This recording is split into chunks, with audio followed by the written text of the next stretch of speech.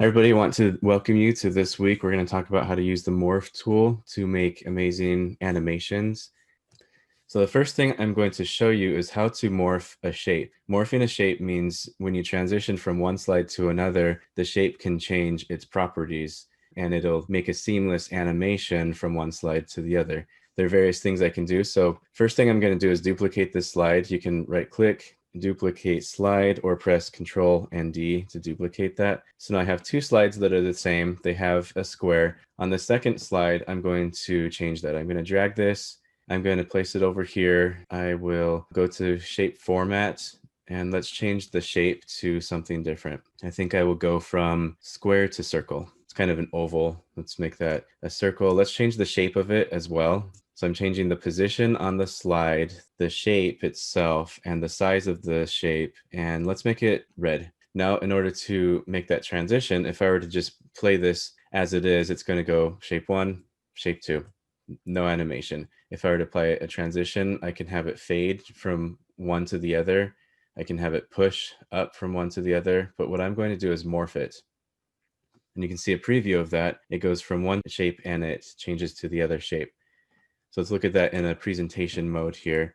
Here's one shape and it converts it into a circle, makes it bigger. It changes the color of the circle as well. And I can go back and forth between that. Let's keep going. I'll go ahead and duplicate this slide. And now we have a red circle. Let's make that something different. I'm going to change the shape to perhaps a triangle. And let's make that an orange triangle. And I can make it maybe a short triangle. And let's keep going. Let's duplicate this a couple more times. Let's change this to something more interesting, maybe an equation sign like an X or a multiplication or whatever. And you can modify the shape how you'd like. I'll make that blue. And then just for fun, why don't I duplicate this slide and bring it full circle. All right, so since I duplicated the slides, it duplicated the morph transition as well. Otherwise, you'd click on the slide and make sure it's morph transition. So let's take a look at what we have. We're skipping from a blue rectangle towards the left. It converts it. And I like how it goes from blue, it kind of fades to purple and then red. Like blue, purple, red, circle, it's big. Now we're going to squish that down to an orange triangle. We're going to bring that triangle. That does some kind of funky stuff there, that transition. It's really exploring to get, it's going from three sides to many sides. And then it looks like I didn't, when I duplicated this first slide, it wasn't on morph yet. So let's go to morph. I can also change the duration that it takes. So let's go from the blue to the red, and let's do that in 1 second. And you can see in the upper right-hand corner, I have that option. So it's going to go real quick. This one, let's bump it up to maybe 3 seconds. And then we'll keep this maybe 1.5. And then let's bump this up to maybe 2.5. So it's pretty fun. That's real quick. And then this will be much more gradual, kind of eases into it.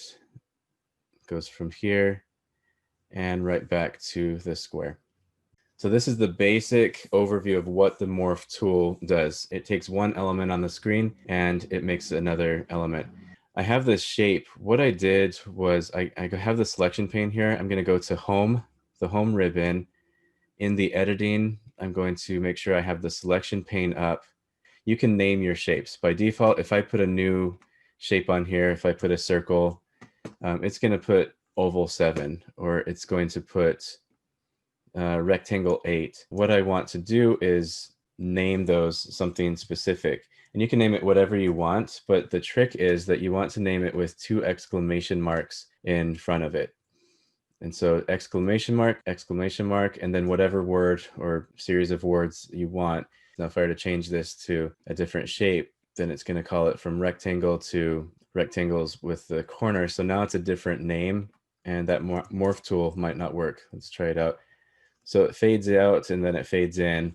But in order to get that animation, what I'll want to do is double click on this, 2 exclamation marks, and I can name it whatever. Like literally, I can name it whatever. I'm going to copy that. I'm going to paste it here and whatever. Let's try that animation once more.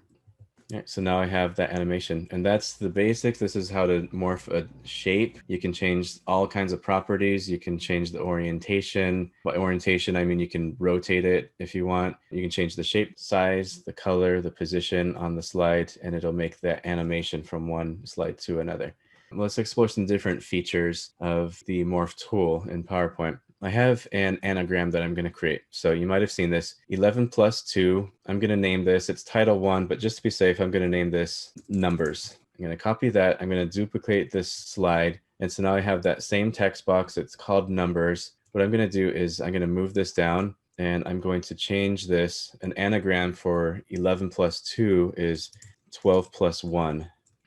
All right, so now if I apply the morph transition, by default, it morphs. Now the word plus stays the same, and you can see how it morphs the words one from another. It kind of blurs it out and in. But what I want to do is shuffle up the letters on here. And so I'm going to go to the morph transition, again, the effects options. This time I'm going to choose from objects, which is default, to characters.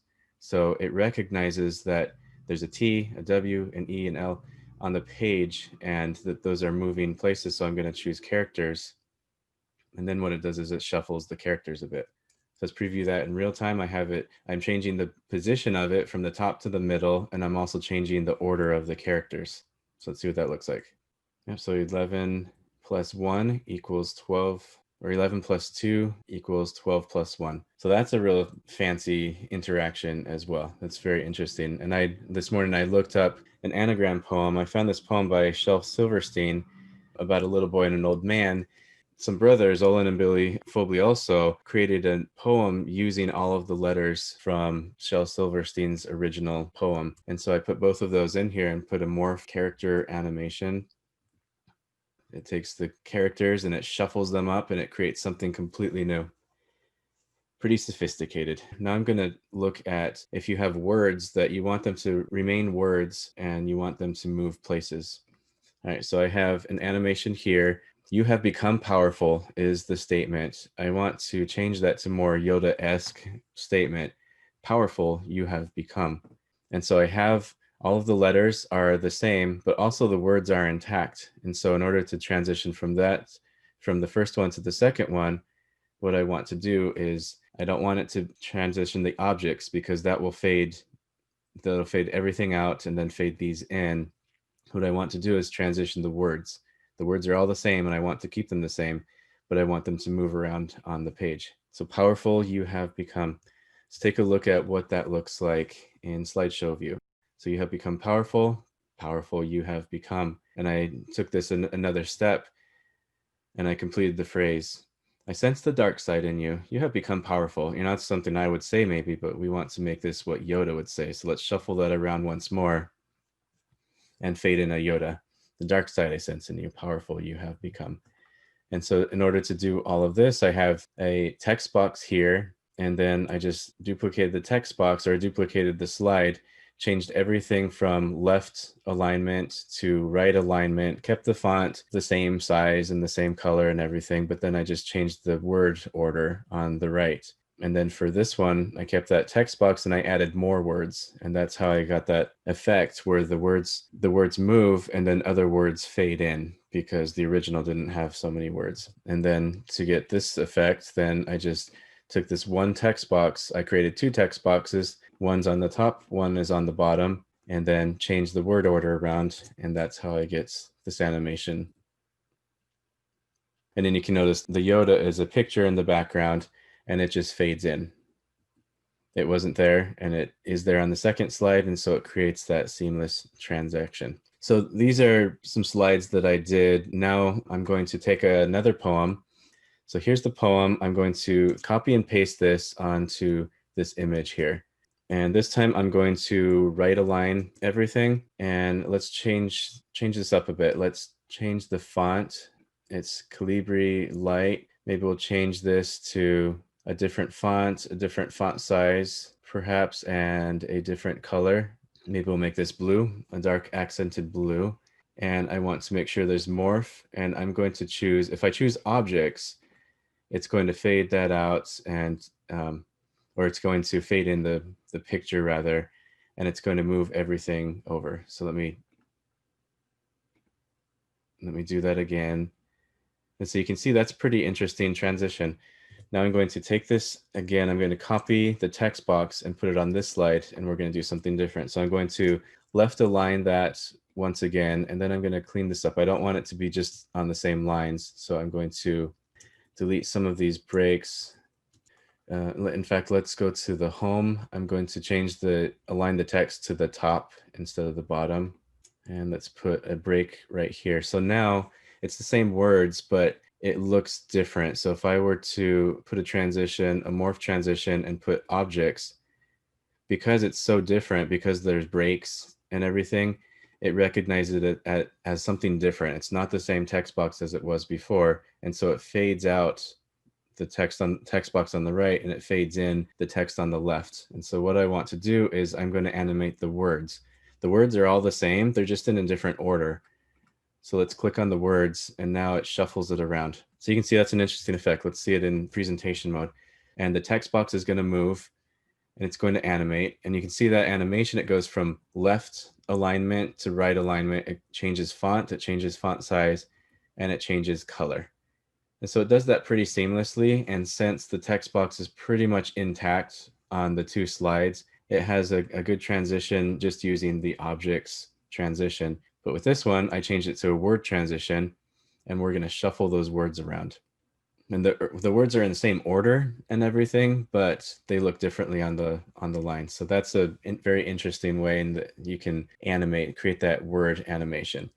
So the character animation is different than the word animation. The character animation would be like the Shel Silverstein poem, where all of the letters are there on the page and they just get shuffled around and they form different words. And then the word animation would be the words are there. We don't want to shuffle the characters around. We want to keep the words intact and just move the words to a different place. Then this would be an object animation. And then this would be a word animation. So you can see that shuffling effect right there. I'm going to show you something else, which is a pan, zoom, and then we'll talk about parallax, getting a little bit more sophisticated. We've talked about the basics. We've talked about the effect options, being able to move objects, words, and characters on the screen. And now let's get a little more creative. So I have this slide, and I have a title called The Mountains. And it's a mountain. This is a free image that I got on either Unsplash or in Microsoft. You can have access to the stock images. I have this image. Let's delete that image. I'm going to copy and paste the picture from here so you can see. I'm going to close down these windows. So you can see the image fits pretty nicely onto the screen right here. And what I'm going to do is make it bigger. For one, I'm going to drag the corner. I want to make sure that it's center aligned. If you drag it up and down, you can see that there's a line, a dashed line. So I just want to make sure that that's center.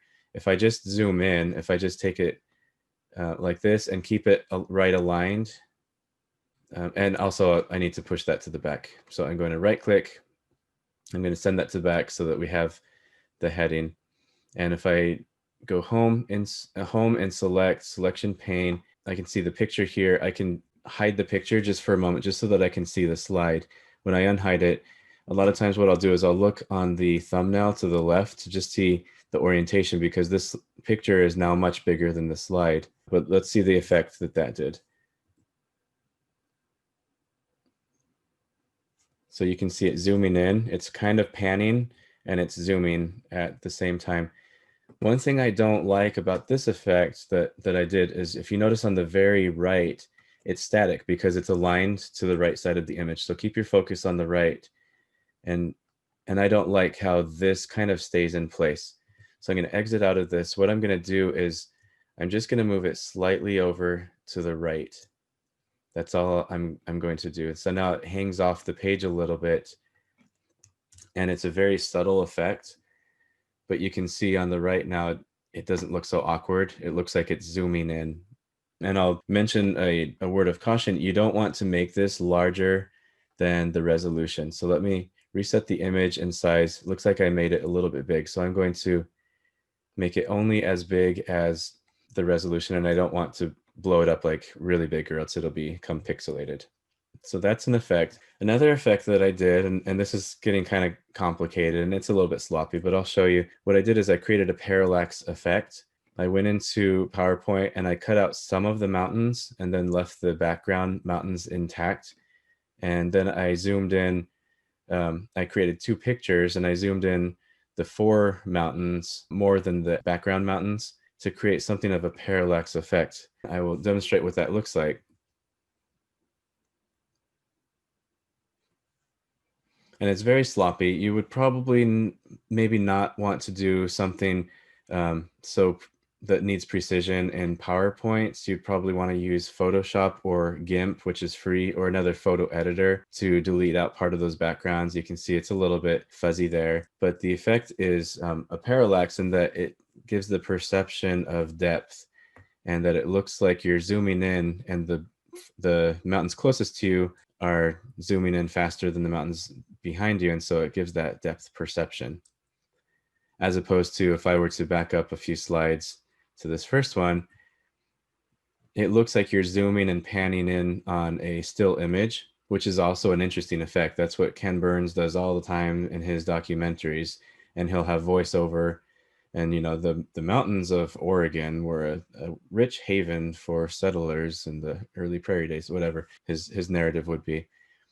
And here I have this effect. It's the same effect, but it just gives a little bit of depth to it. To do that, it's not really the focus of this webinar, but I'll just show you. I double click on this image so I can get to the picture format ribbon. And on the far left, you might not have noticed, but there's a remove background option. And so here's the picture. All you do is you mark the areas that you want to keep. So I'm going to mark, I want to keep these mountains. You scribble it nicely. And then what are the areas that I want to remove? I say, I want to remove this background. I want to remove those mountains here and not these mountains.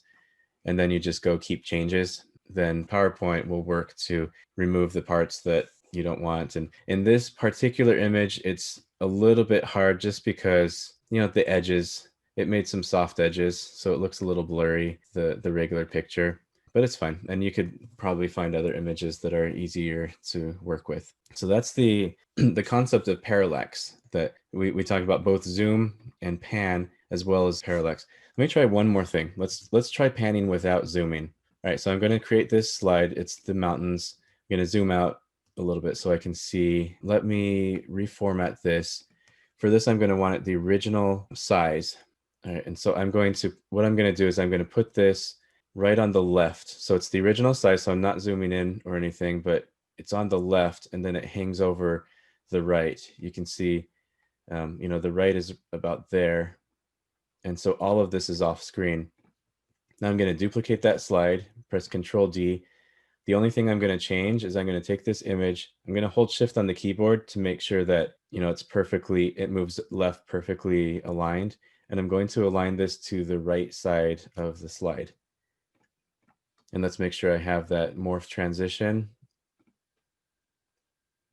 All right, that's pretty fast. So let's bump up the duration to maybe 6 seconds or something. And let's preview that. So here's the mountains.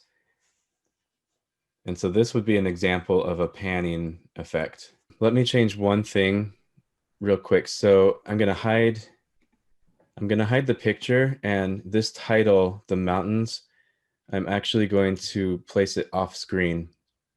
I'm going to place it way off screen, and let's unhide this. And so can you conceptualize what that's going to look like now? I have this title that's way off screen, and it's going to morph so that it's on screen at the same time that the mountains are panning. So I'm going to unhide this. All right, so let's try this. I know the resolution is not going to be great, but hopefully it'll be smooth.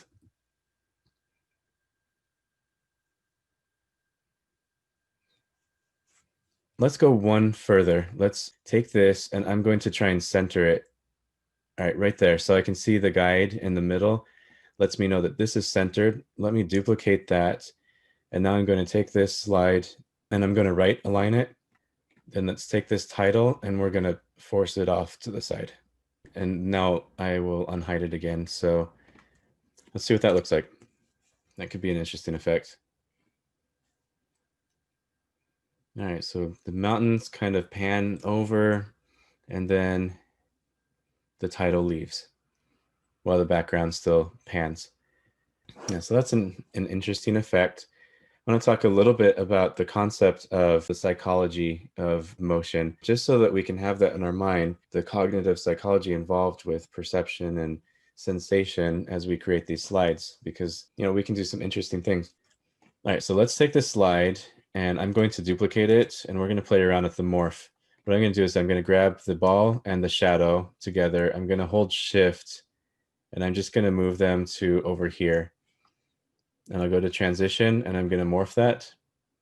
And there you can see the preview. And if I put this in presentation mode, then I can go back and forth.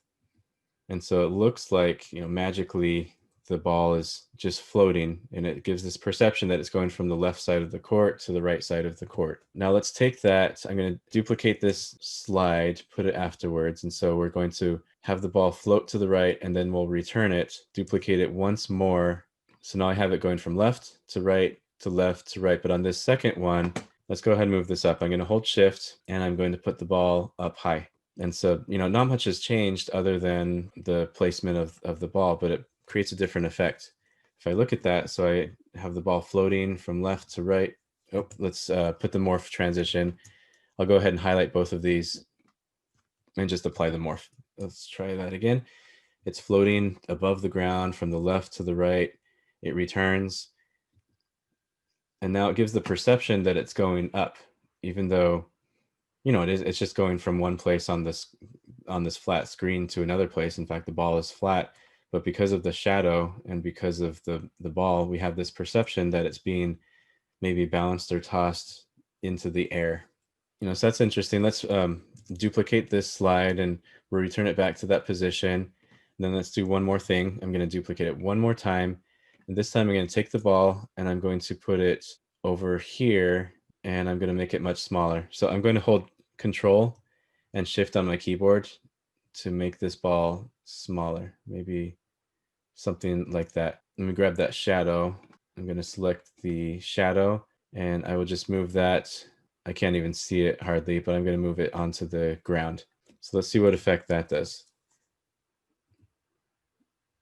So it morphs. You notice take a look at the shadow. The shadow looks like it's staying close to the ground because the ball and the shadow aren't going in parallel to each other. It's more like, a triangle. They diverge. And so the ball is looking like it's going at one angle, the shadow's going at a different angle. And it gives the illusion, the perception that the ball is being tossed out into the soccer field over there. All right, so we're looking at the ball floating on the ground, hovering there, and then it comes back. And now we're going to look at the ball going up into the air and coming back, even though it goes the same distance to the right, but it looks like it's going up as well. And now the ball looks like it's going out. So those are the effects that you can create with Morph for really just scratching the surface, because the tool is very simple to use, but the animations that you can make can be amazing. You can have scenic Ken Burns-like interactions. You can have poetry in motion, literally, with rearranging letters and words. You can morph one shape into another shape. You can create title sequences, for example. I'd like to thank everybody for attending our technology spotlight. I hope you found it interesting exploring the Morph tool and that you are inspired to have all kinds of applications and that you will find a great use for this. Thank you for attending, and we will see you next time.